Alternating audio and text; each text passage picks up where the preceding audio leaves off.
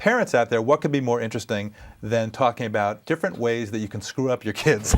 No, things to avoid. How do you raise a good kid? Bill, what can we learn from this? How should we talk about this and apply it? Where are we right now? Put us in the 1950s, 1960s. What's going on in the American? We're on the cusp of Dr. Spock. Okay. So, the woman who runs this program is extremely conservative, has no interest in Spock's theories, and believes. Which Spock's theories are saying what? Just for people. Are saying basically relax. You know what to do. Follow your instincts.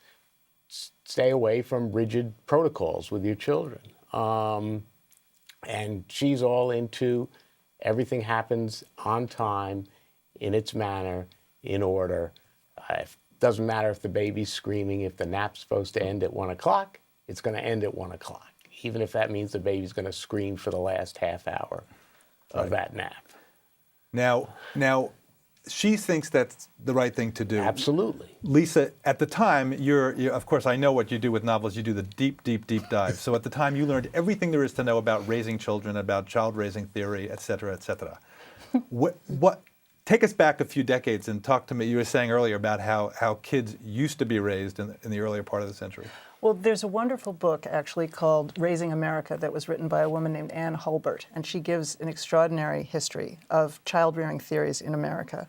And they have flipped back and forth. It's not unlike, red wine and whether it is healthy for you or not, or salt, you need too much, you need too little.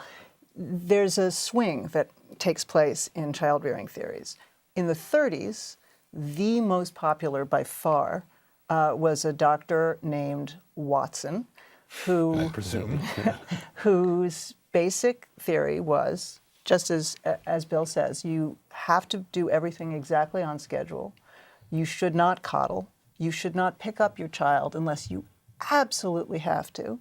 And at the end of the evening, when you say goodnight, a good, strong handshake is the way to go. No hugs, no kisses, no cuddles. Good night. A handshake. Good night, sir. Good night, son. That would be pretty much it. Watson actually believed you could orchestrate everything, right down to not just food, but bathroom times, bath times, nap times, everything.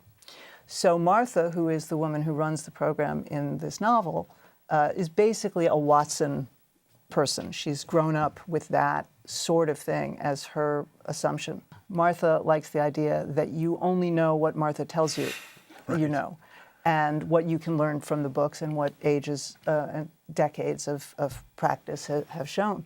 So there's already a conflict in the book between the sort of the new way, which is seen as very permissive, and the old way. And she's caught up in that to some extent.